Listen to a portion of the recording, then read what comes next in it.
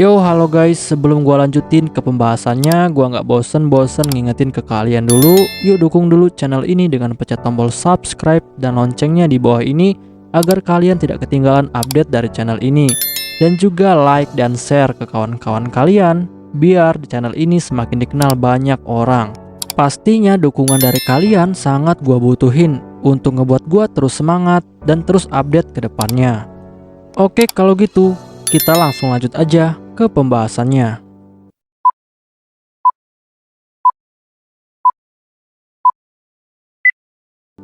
Yo, halo guys, kali ini gue bakal ngebahas light novel Isekai wa Smartphone Totomoni volume kelima chapter keempat. Di chapter ini bakal dibahas tentang Toya yang akan terlibat masalah dengan kerajaan Ramis. Untuk kalian yang belum nonton di chapter sebelumnya, silahkan ditonton terlebih dahulu. Keesokan harinya, Toya dan Yae saat ini sedang sangat sibuk membuat sebuah katana untuk Yae, menggunakan material dari tubuh frase yang telah dikalahkan oleh Toya. Lalu Toya pun langsung menjelaskan kepada Yae bahwa katana yang terbuat dari material tubuh frase, katana itu bisa menyerap sihir. Dan semakin besar sihir yang diberikan, maka akan semakin kuat juga katananya. Bahkan jika katana itu patah ataupun rusak, katana itu bisa menyembuhkan dirinya sendiri selama dia diberikan sihir. Dan tidak lama, akhirnya jadilah sebuah katana yang terbuat dari material frase. Dan Toya memberikan nama kepada katana ini dengan nama Toka. Yae yang melihat katana barunya, dia pun menjadi sangat senang. Dan Yae melihat bahwa katananya ini adalah sebuah katana yang terlihat seperti kaca. Dan juga katananya ini sangat transparan karena terbuat dari tubuh frase. Dan menurut Yae, ketajaman dan juga kekuatan dari katananya ini sangatlah luar biasa. Bahkan Yae sangat yakin jika katananya saat ini pasti bisa memotong tubuh frase. Lalu setelah itu, Yae pun dengan senang langsung berterima kasih kepada Toya. Sedangkan tunangan Toya yang lainnya yang melihat hal itu, mereka pun menjadi sangat iri kepada Yae. Karena hanya Yae saja yang dibuatkan senjata baru oleh Toya. Dan Toya yang menyadari hal itu, dia pun lalu bilang kepada mereka semua bahwa dia juga telah membuatkan mereka semua sebuah senjata yang baru. Untuk Lucia, Toya sudah membuatkannya sebuah senjata khusus, yaitu 2 pedang kembar. Karena Lucia sangat mahir menggunakan pedang kembar. Untuk Yumina dan juga Linze, Toya sudah membuatkan sebuah peluru khusus yang terbuat dari frase. Sehingga nantinya mereka bisa menggunakan peluru itu untuk menembak frase. Bahkan Toya juga sudah menambahkan sihir peledak di dalam peluru itu. Sehingga nantinya peluru itu saat terkena target, maka peluru itu akan langsung meledak dengan ledakannya sangat besar. Sedangkan untuk LZ, Toya sudah membuatkannya sebuah alat tambahan untuk ditambahkan kepada sarung tangan tinjunya. Dan alat tambahan itu adalah sebuah duri yang sangat besar dan terlihat seperti tanduk. Dan hal itu akan membuat sarung tangan LZ memberikan dampak serangan yang sangat kuat kepada lawan.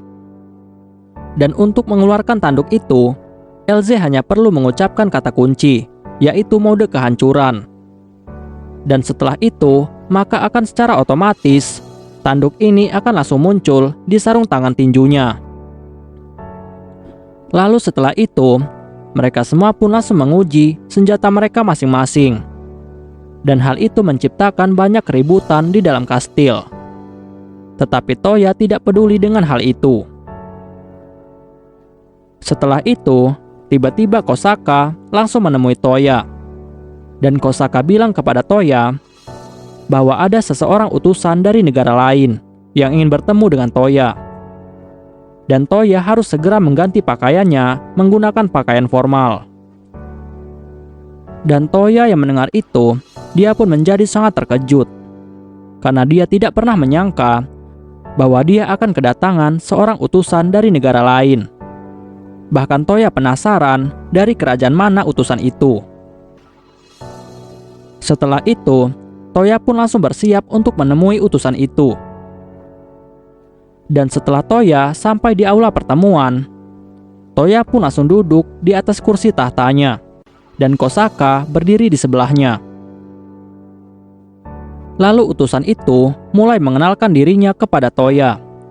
Dia bilang kepada Toya bahwa namanya adalah Nesto Renaud, dan dia adalah utusan dari negara Ramis. Dan dia kesini sebagai perwakilan dari pemimpinnya, yaitu Paus Elias Altra. Sedangkan temannya yang ada di sebelahnya, temannya ini bernama Pilis Rugit, dan dia adalah biarawati dari kerajaan Ramis. Dan di sini, Toya sebenarnya masih agak gugup untuk bersikap seperti raja. Tapi untungnya Kosaka telah melatih dirinya dengan sangat baik. Dan Toya tahu bahwa seorang pemimpin tidak boleh banyak bicara. Setelah itu, Toya pun lalu bilang kepada utusan itu bahwa dia menyambut mereka dengan sepenuh hati.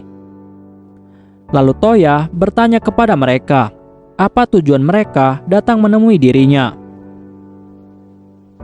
Lalu Nesto langsung bilang kepada Toya bahwa pemimpinnya, yaitu Paus Elias Altra, dia ingin membuat hubungan diplomasi dengan kerajaan Brunhild. Dan kerajaan Ramis ingin menyebarkan ajaran Dewa Lars di kerajaan Brunhild. Dan Toya sebagai Raja Brunhild diwajibkan juga harus menjadikan ajaran Dewa Lars sebagai agama negaranya. Dan dia harus mewajibkan semua warga negaranya menyembah Dewa Lars. Dan jika Toya setuju, maka kerajaan Ramis akan bersedia menganggap kerajaan Brunhild sebagai negara sahabat. Dan kerajaan Ramis juga ingin mengundang Toya untuk menjalani pembaptisan. Dan jika Toya mengikuti ajaran Dewa Lars, maka negara Brunhild pasti akan makmur. Tetapi Toya yang mendengar hal itu, dia pun lalu berpikir bahwa tidak ada alasan untuknya untuk menyembah Dewa Lars. Dan juga baginya ajaran Dewa Lars adalah ajaran yang sesat. Dan Toya dengan tegas selalu menjawab bahwa dia menolak hal itu. Tetapi Nesto yang mendengar hal itu, dia pun menjadi sangat kesal. Dan Nesto bertanya kepada Toya, apa yang dimaksud oleh Toya? Dan Toya pun lalu menjelaskan kepada Nesto bahwa dia menolak ajaran dari Lars, dan dia tidak butuh agama untuk negaranya. Dan Toya juga bilang kepada Nesto bahwa dia juga tidak percaya dengan adanya Dewa Lars. Dan menurutnya, Dewa Lars itu hanyalah sosok yang tidak nyata. Dan Nesto yang mendengar itu, dia pun lalu bertanya kepada Toya dengan nada yang sangat kesal. Nesto bertanya, apakah Toya tidak percaya kepada dewa? Dan Toya pun dengan tegas selalu menjawab bahwa dia adalah orang yang sangat percaya kepada dewa. Tetapi dewa yang dia percayai bukanlah Dewa Lars. Nesto yang mendengar itu, dia pun menjadi tambah kesal. Dan Nesto langsung melihat ke arah Toya dengan tatapannya sangat tajam. Lalu setelah itu, Pilis pun langsung bertanya kepada Toya. Tetapi Pilis tidak terlihat marah kepada Toya. Malahan Pilis penasaran kepada Toya, kenapa Toya bisa berkata seperti itu. Dan Pilis bertanya kepada Toya, kenapa Toya menolak ajaran Dewa Lars. Tetapi Toya lalu menjawab bahwa dewa yang dipuja oleh kerajaan Ramis adalah Dewa Cahaya Lars. Dan itu tandanya ada dewa lain yang lebih baik dari Dewa Lars. Tetapi Nesto yang mendengar hal itu, dia pun langsung membantah hal itu. Dan Nesto bilang kepada Toya bahwa memang benar ada dewa yang lainnya. Tetapi Dewa Lars adalah dewa yang paling tinggi dari dewa yang lainnya. Tetapi Toya dengan tegas lalu menjawab bahwa hal itu tidaklah benar. Dan Nesto yang mendengar itu, dia pun menjadi tambah kesal. Dan dia lalu bertanya kepada Toya, apakah Toya ingin mengatakan jika Dewa Lars itu adalah dewa yang lemah. Dan Toya pun lalu memberitahu mereka bahwa jika Dewa Lars itu memiliki kekuasaan yang absolut, lalu kenapa masih banyak penjahat dan juga kejahatan? Nesto yang mendengar itu, dia pun mulai bergetar dan mulai menatap ke arah Toya dengan penuh kebencian. Dan Nesto lalu bilang kepada Toya bahwa Toya ini pasti sudah disihir oleh dewa yang jahat dan Toya harus segera dimurnikan. Dan Toya yang mendengar hal itu, dia pun langsung memerintahkan Kohaku untuk menangkap Nesto. Dan Kohaku dengan cepat langsung berubah ke mode harimau dan langsung menangkap Nesto. Dan hal itu membuat Nesto tidak bisa bergerak. Lalu Toya langsung bilang kepada Nesto bahwa dia tidak peduli dengan Dewa Lars. Dan dia juga tidak peduli apakah Nesto dan juga orang-orang dari kerajaan Ramis mau memuja Dewa Lars atau bukan. Tetapi Toya tidak akan membiarkan Nesto menghina dewanya sebagai dewa yang jahat. Dan Toya pun langsung melemparkan Nesto menggunakan gate miliknya. Dan gate itu terhubung keluar kastil. Dan itu adalah pengusiran secara kasar yang dilakukan oleh Toya karena Nesto sudah tidak sopan. Sedangkan Phyllis yang melihat itu, dia pun menjadi sangat terkejut. Tetapi Toya langsung menjelaskan semuanya kepada Phyllis bahwa dia hanya memindahkan Nesto keluar kastil. Dan Phyllis yang mendengar itu, dia pun langsung berlutut di hadapan Toya dan dia meminta maaf kepada Toya. Dan Phyllis bilang kepada Toya bahwa hal itu murni kesalahan dari Nesto sendiri dan tidak ada hubungannya dengan pemimpinnya, yaitu Paus Elias Ultra. Dan Toya yang mendengar hal itu, dia pun akhirnya tahu bahwa rencana untuk membuat kerajaan Brunhild menyembah Dewa Lars adalah rencana dari Nesto sendiri, agar dia bisa mendapatkan penghargaan dan juga pangkat yang tinggi. Lalu Toya langsung bilang kepada Phyllis bahwa dia sebagai Raja Brunhild menolak ajaran Dewa Lars. Dan Toya meminta Phyllis untuk menyampaikan hal itu kepada Paus Elias Ultra. Lalu setelah itu, Phyllis pun langsung bertanya kepada Toya, apakah Toya sudah pernah bertemu dengan dewa secara langsung. Dan Toya yang mendengar itu, dia pun menjadi sangat bingung karena Toya tidak tahu bagaimana dia harus menjawab. Tetapi tiba-tiba smartphone milik Toya lalu berbunyi. Dan tentu saja orang yang menelpon adalah dewa yang Toya kenal. Dan Toya menyebutnya sebagai kakek dewa. Setelah itu, Toya pun langsung mengangkat telepon itu. Dan dewa itu pun lalu bilang kepada Toya bahwa dia berterima kasih kepada Toya karena Toya sudah mau membelanya. Tetapi tiba-tiba, Phyllis yang penasaran, dia pun lalu bertanya kepada Toya, dengan siapa Toya berbicara. Dan Toya pun lalu bilang kepada Phyllis bahwa dia sedang berbicara kepada seorang dewa. Phyllis yang mendengar itu, dia pun menjadi sangat terkejut. Bahkan Kohaku dan juga Kosaka langsung terdiam seperti patung. Lalu kakek dewa bilang kepada Toya bahwa dia sengaja telah menghentikan waktu agar tidak semua orang bisa melihatnya. Dan yang bisa melihatnya saat ini hanya Toya dan juga Phyllis. Karena dia ingin melihatkan wujudnya kepada Phyllis dan juga ingin menjawab pertanyaan dari Phyllis. Karena Phyllis saat ini terlihat sangat bingung tentang dewa yang harus dia puja. Setelah itu, Toya pun lalu memberitahu Phyllis bahwa dewa yang dia kenal akan segera datang untuk bertemu dengan Phyllis. Dan tidak lama, akhirnya datanglah kakek dewa dan dia langsung menyapa Toya dan juga Phyllis. Sedangkan Phyllis yang melihat dewa itu, dia pun langsung gemetaran dan akhirnya jatuh berlutut. Dan dewa itu langsung bertanya kepada Phyllis, apakah Phyllis tidak apa-apa? Dan Phyllis pun dengan gugup lalu menjawab bahwa dia tidak apa-apa. Setelah itu, Toya pun lalu bertanya kepada dewa kenalannya itu, apakah ada dewa yang bernama Dewa Lars? Dan dewa itu pun lalu menjawab bahwa selama ini dia tidak pernah mendengar tentang adanya dewa cahaya yang namanya Dewa Lars. Bahkan dewa cahaya itu tidak pernah ada. Dan yang dia tahu bahwa tidak ada dewa cahaya karena semua dewa itu berada di bawahnya, karena dia adalah dewa dunia. Sedangkan dewa yang ada di bawahnya adalah dewa angin, dewa api, dewa kegelapan, dan juga yang lainnya.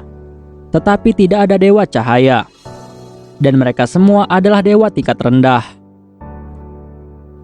Toya yang mendengar itu, dia pun lalu bertanya lagi kepada dewa itu. Lalu siapakah dewa cahaya yang sudah dipanggil oleh pendeta Ramis?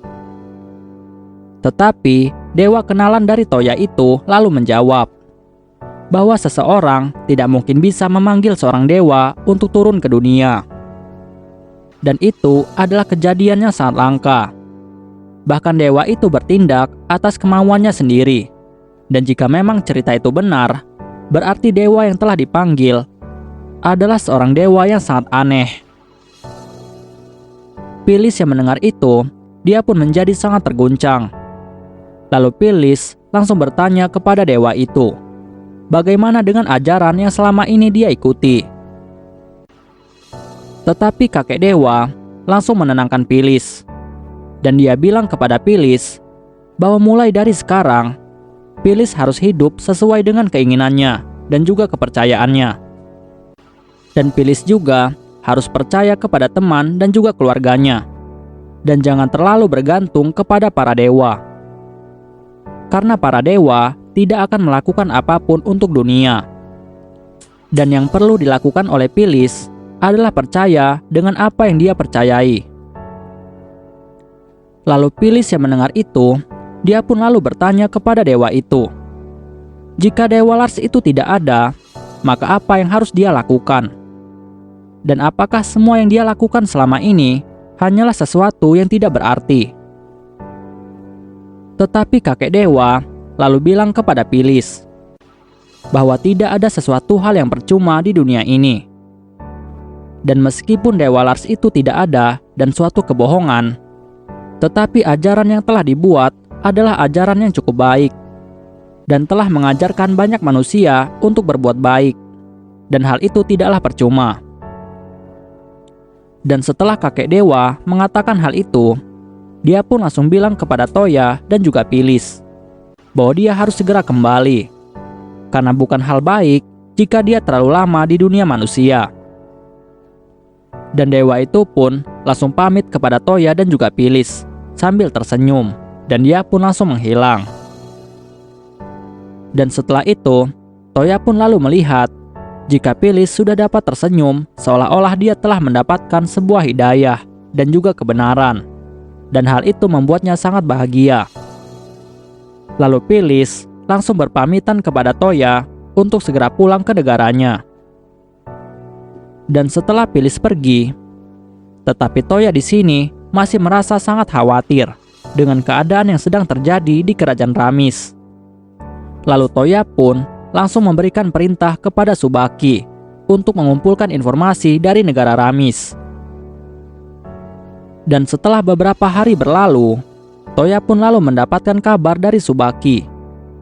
Dan Tsubaki melaporkan bahwa seseorang pendeta wanita yang bernama Phyllis, dia telah dicopot dari posisinya. Dan dia juga telah dituduh bersalah atas tuduhan penistaan agama dan akan dihukum mati 3 hari lagi dari sekarang. Oke guys, pembahasan kita di chapter kali ini selesai sampai di sini dulu, dan kita bakal lanjut lagi di chapter selanjutnya. Gua nggak bosan-bosan ingetin ke kalian untuk dukung channel ini dengan pencet tombol subscribe, like, share ke kawan-kawan kalian biar channel ini semakin dikenal banyak orang. Dan untuk kalian yang ingin mendukung channel ini dengan berdonasi, silakan cek link donasinya yang ada di deskripsi. Oke guys, see you next time. Bye bye.